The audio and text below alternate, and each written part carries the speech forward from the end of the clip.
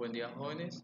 En esta oportunidad vamos a darle continuidad a la lección número 7 del cálculo indicador de conocimiento de riesgo y vamos a abordar lo concerniente al subindicador del conocimiento de la vulnerabilidad. ¿Sí? Recordemos que para poder entonces conocer qué tan óptima es la gestión con relación al conocimiento de riesgo dentro de los territorios, de las comunidades, de la región, de las ciudades y de las organizaciones, nosotros adoptamos lo que propuso Botero y Milanes en su publicación en el año 2015, en donde postularon un indicador por medio del cual podemos evaluar esa gestión, y dicho indicador está compuesto por tres variables, ¿cierto? Una de esas variables es la evaluación del conocimiento de la amenaza, que ya analizamos en una oportunidad, ¿cierto? Otra de esas variables es la evaluación del conocimiento de la vulnerabilidad, y otra de esas variables es la evaluación del conocimiento de riesgo. En esta oportunidad vamos a hablar de estas dos variables, ¿sí? Es muy importante que tengan en cuenta que estos valores que están acá, los WCR y el WCB, son valores constantes, y este es el peso ponderado en cada uno de los valores constantes para que nos pueda dar el promedio ponderado del indicador. En tal sentido, entonces comencemos a hablar sobre la evaluación del conocimiento de la vulnerabilidad. La evaluación del conocimiento de la vulnerabilidad está compuesta por la evaluación de dos variables. La primera variable es el ICB, que es el índice de conocimiento de vulnerabilidad de los bienes que están siendo expuestos o de los elementos que están siendo expuestos. Y ICBR es la resiliencia de los elementos expuestos. ¿Okay? Entonces, cuando hablamos de resiliencia, es muy importante que tengamos en cuenta que cuando hablamos de resiliencia estamos hablando de la capacidad que tienen esos elementos para absorber o para amortiguar o para repeler esos efectos generados por la presencia de una amenaza, y que esa resiliencia está relacionada casi siempre por las capacidades, ¿verdad? Con las capacidades institucionales, con las capacidades físicas, con las capacidades económicas, con las capacidades ambientales, con las capacidades sociales que tenga ese elemento expuesto, dependiendo de qué tipo de elemento estemos teniendo alusión, sobre esa amenaza. Entonces, así como hablamos en el indicador de conocimiento de la amenaza, aquí también la evaluación depende de dos momentos. Un primer momento cuando se realiza una situación normal, y otro segundo momento cuando se evalúa una situación de post-emergencia. Es decir, una vez que ha ocurrido una catástrofe o se ha materializado un evento no planificado o no deseado. En la situación normal vamos a trabajar con la misma escala que ya hemos venido trabajando en el indicador anterior, en donde se genera un rango entre 1 y 5, ¿cierto? Donde 1 corresponde a una situación deficiente y donde 5 corresponde a la situación más óptima en relación al conocimiento de la emergencia. Cuando hablamos de la situación de post-emergencia, el cálculo depende de las respuestas afirmativas o negativas que se realicen a otras preguntas, ¿verdad? Entonces, con relación a los resultados que obtengamos en la respuesta de afirmativa o negativa con relación a esas dos variables, vamos a utilizar un, un peso ponderado o un valor que varía entre 100 y 33, ¿verdad? Entre 100 y 0, ¿verdad? Entonces, aquí están los valores para que lo puedan analizar en la etapa post-emergencia. Entonces vamos a comenzar entonces cómo se analizaría el indicador del conocimiento, perdón, del conocimiento de los bienes expuestos o de los elementos expuestos en una situación de normalidad. Para eso, aquí están las fichas propuestas por los autores, ¿cierto? Y en donde aquí podemos observar cada una de las variables que yo les he indicado. Bien, entonces aquí tenemos el indicador, tenemos los criterios de medición, que en este caso son la identificación de esos medios expuestos, y aquí tenemos los criterios de desempeño, ¿sí? Entonces, con relación a cada una de estas variables, vamos a analizar los niveles de desempeño, ¿sí? Y vamos a darle un valor con relación a la revisión documental y las entrevistas que nosotros podamos realizar, ¿verdad?, a estas entidades que conforman el Comité Local de Conocimiento del Riesgo de Desastre. Y en ese proceso de revisión documental y entrevistas van a generarse unas evidencias, ¿verdad?, unos hallazgos que nos van a permitir confrontar y poder entonces generar de forma objetiva el nivel de desempeño de la organización frente a ese criterio que se está llegando a medir. Entonces, por aquí tenemos, por ejemplo, la existencia de inventario de elementos expuestos o los reportes de divulgación de esos elementos expuestos, ¿verdad? Y así existen otras fichas. Esta es la ficha para el análisis de vulnerabilidad, para el conocimiento de el subindicador de conocimiento de la vulnerabilidad, que es muy importante que tengan presente y que sepan interpretar. Ojo, la primera columna estamos hablando de los indicadores que miden, ¿verdad?, la ecuación.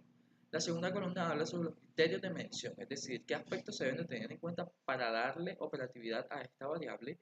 Y esto por último estamos hablando de los criterios de evaluación, ¿verdad? Los criterios o los niveles de desempeño que van a estar sujetos a los hallazgos que se generen en los procesos de revisión documental o las entrevistas, ¿verdad? En este caso creo que ustedes van a realizar una actividad relacionada con este tipo de ejercicios y van a tener la oportunidad de realizar un proceso de revisión documental y aplicar estas fichas técnicas a fin de que conozcan y puedan materializar entonces cómo se realiza el proceso de evaluación a la gestión del riesgo de desastre en los territorios y en las organizaciones. Es muy importante que tengamos en cuenta dos cosas.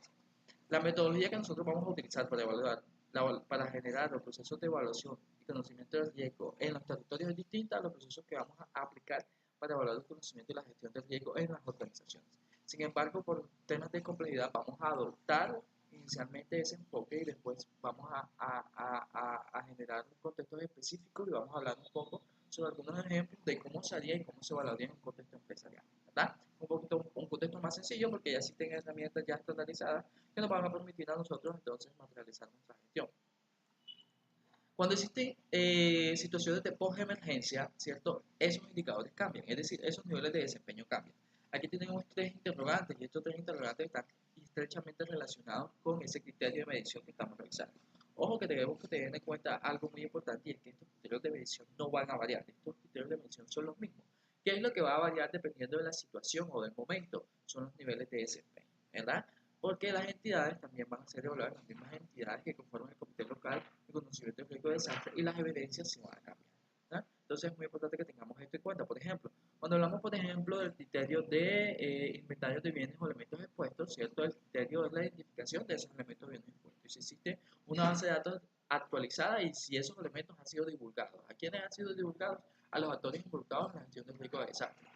Los niveles de desempeño están relacionados con tres cuestionamientos que dependen de la respuesta de esas entidades que hacen parte del Comité Local de Conocimiento del Riesgo de Desastre. Entre esos tenemos las coordinaciones municipales, departamentales, los departamentos de planeación y algunas entidades científicas, por ejemplo, como el DIMAR, ¿cierto? Y tenemos aquí algunos registros como informes de emergencia, reportes de divulgación y los registros, por supuesto, de los elementos y bienes expuestos. Entonces es muy importante que tengamos en cuenta esto.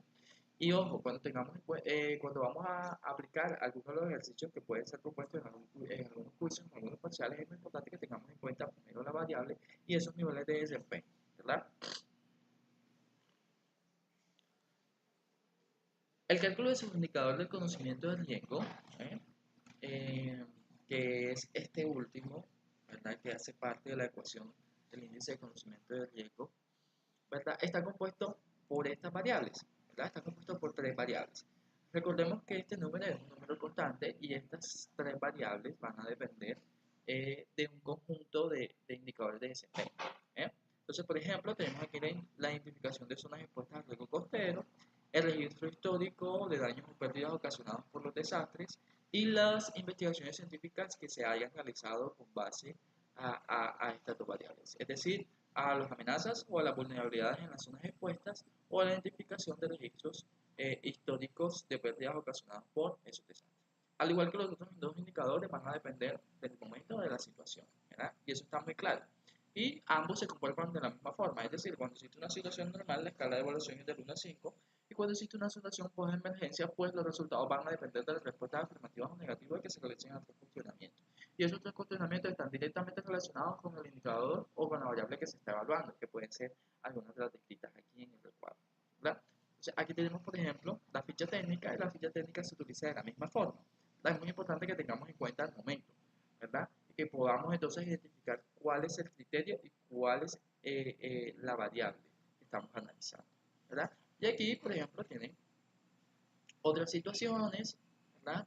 Tienen otros ejemplos que lo van a utilizar o lo van a utilizar como referencia para realizar los procesos de evaluación. Y en los procesos de conocimiento de situación de post-emergencia también se utilizan las mismas fichas, ¿verdad? Aquí estamos más resumidas, aquí está más concreta, más concisa porque son el cuestionamiento de las tres variables, ¿verdad? Entonces, de esa forma llegamos nosotros entonces a aplicar esta fórmula y el resultado final, que es el promedio ponderado, nos va a dar indicio de cómo está la organización, de cómo está el territorio, de cómo está la región, de cómo está el distrito, de cómo está la ciudad frente a la gestión de riesgos y en específico frente al conocimiento del riesgo. Entonces, espero que haya quedado claro ya con esta breve explicación, ¿sí? Y es muy importante también que tengamos en cuenta los procesos y cómo se realizan los reportes de la información, ¿verdad? Entonces, comúnmente se realiza bajo un parámetro de índices de gobernabilidad de gestión del riesgo costero, ¿verdad? Que es muy parecido a esto que está acá, y se realiza bajo la aplicación de códigos de colores. Entonces, por ejemplo, aquí tenemos los resultados de cada una de las variables.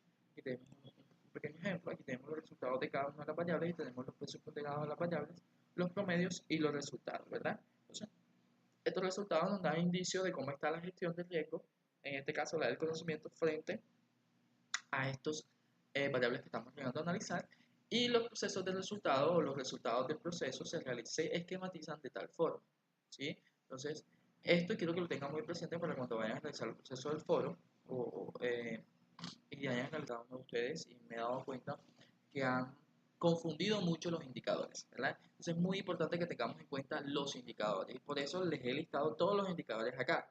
Acá están todos los indicadores con cada una de sus siglas para que tengamos en cuenta entonces a qué hace referencia cada indicador, ¿verdad? Y les he proporcionado todas las fichas técnicas para que puedan entonces eh, puedan eh, comprender entonces cuáles son los criterios que se van a tener en cuenta para los procesos de evaluación, ¿verdad? Entonces, jóvenes, si tienen dudas e inquietudes, si aún con esta explicación le quedaron dudas y no han comprendido en su totalidad el tema, ya saben que pueden escribirme a mi correo electrónico de wt1@q.edu.co. Yo ahí estaré respondiendo en la brevedad de lo posible sus inquietudes y si quieren podemos coordinar un espacio en el que yo pueda explicarle de forma un poco más pragmática el proceso. Entonces, espero que tengan buen día y estamos pendientes para un próximo encuentro para poder explicarles entonces los indicadores de evaluación y reducción del riesgo, que es la temática que vamos a tratar en la próxima unidad. Que estén bien, chicos.